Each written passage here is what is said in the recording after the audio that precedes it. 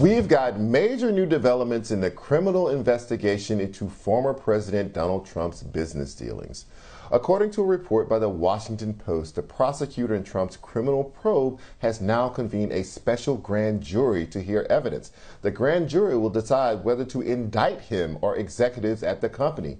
ABC News is reporting separately that Manhattan prosecutors have already notified at least one witness to prepare for grand jury testimony. Manhattan District Attorney Cyrus Vance, who has been investigating Trump's business practices for at least 2 years, is probing a variety of issues like hush money payments paid to women on Trump's behalf, property valuations, and employee compensation. Some say this news of a grand jury may indicate the wide-ranging probe is entering its final stages and that New York prosecutors believe they have found evidence of a crime. Joining me now to discuss is the author of The Making of Donald Trump, Pulitzer Prize-winning journalist David Cay Johnston. David, thank you for being here. So make sense of this. What does this mean for Donald Trump? Yes. What does this mean for Donald Trump? This is very bad news for Donald. If he'd never run for president, he could have gone about continuing his criminal behavior as posing as a business person, and nothing would have happened to him. But he made himself a target, and now he's seeing the fruits of that. Once the U.S. Supreme Court, well, actually twice, the second time the U.S. Supreme Court said that investigators are entitled to see Donald's tax information and all of the accounting records, which are crucial to this, the memos, the drafts of tax returns, the instructions that were sent back and forth. Then they hired experts to go over them, and now that they've analyzed them, they're going to start taking testimony from witnesses. Understand that Donald Trump in the past has had 2 income tax fraud trials, 2 of them. They were civil, they weren't criminal, but he had no defenses of any kind. And in fact, at one of those trials, Charles, his own longtime tax lawyer and accountant, Jack Mitnick, testified, quote, "That's my signature on the tax return, but I did not prepare that tax return." In other words, Donald Trump is so blatant in his conduct that he forged his own tax return at least once. So what do you suspect the prosecutors are looking at here? Where do you think Donald Trump is most vulnerable with all that you just said and all that the prosecutors now know? Well, the biggest thing he has to worry about, which I'll come back to, is a racketeering charge. But this is, at core, a garden variety fraud case. Banking fraud, business records fraud, which can get you 25 years in New York State, insurance fraud, property tax fraud, and the state and city income tax fraud. But New York has a statute like the Racketeering Act the federal government has, the one Rudy Giuliani's team, not him personally, used to go after big mobsters 30 years ago. And under the New York law, Article 460, all they have to do is show 3 criminal acts to be able to go after the Trump organization, Donald Trump, and everybody who had their fingers on things. And they can seize his property right away. They don't have to get a conviction to do that. They can tie up his property if they do that. And finding 3 criminal acts by the Trump organization, Charles, that would be about as difficult as finding a stop sign in Midtown Manhattan. So let's just say that let's move a little bit to the political now.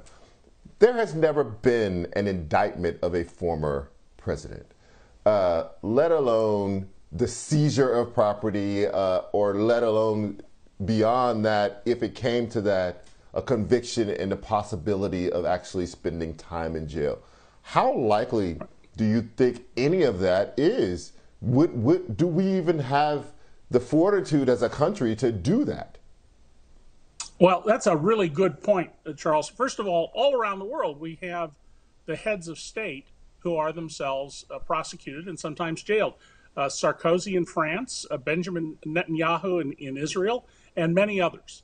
And there's no reason not to go after a president who's committed crimes. And in fact, Richard Nixon got a pardon, but his tax lawyer went to prison because Richard Nixon was a felonious tax cheat. He was a criminal, as was his vice president, who resigned and confessed to his crimes. The issue will not be the facts. There'll be plenty of facts for a jury to hear at a trial of Donald Trump. It's entirely possible someone will get themselves onto the jury and say whatever they think is necessary so that they can be a ringer and hang a jury.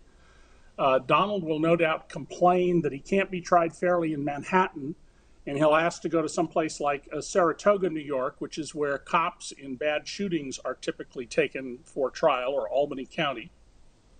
I don't think he'll be successful at that. If he is convicted, whether or not a judge would send him to prison is, I think, there's no way to tell. But I would think that at a minimum he would get home confinement, and one would hope that it would be in Trump Tower, not at Mar-a-Lago, given that it's a New York crime that he would have been convicted of.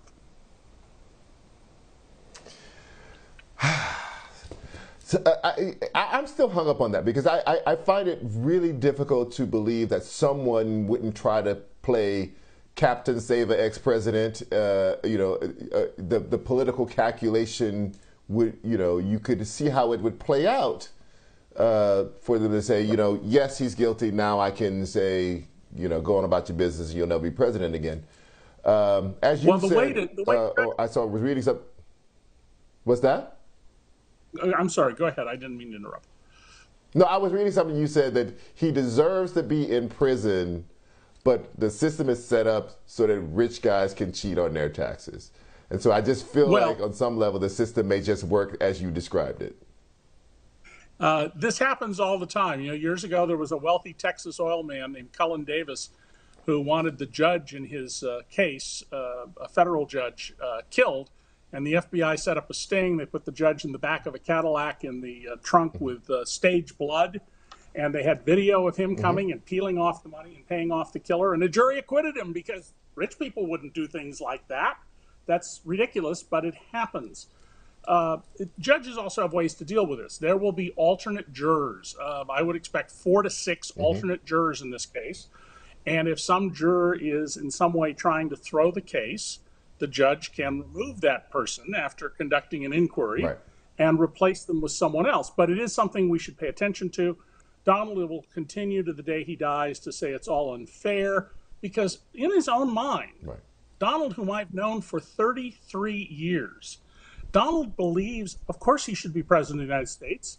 Who else? There's the rest of us. You're all idiots. He's the only person who can save us. And he said that. He's even looked up to the skies and implied that he's God or blessed by God. So, Donald's mental illness, which is what it is a factor in this, Charles. But I think it's highly likely he will be convicted. Yes, we'll see. David Cay Johnston, this case is just getting started. I hope to have you back soon and often to help us explain, come to understand what is happening here. Thank you so much, sir, for coming on. The governor of Texas seems to think that ballots are more dangerous than bullets. I'll explain next on Prime.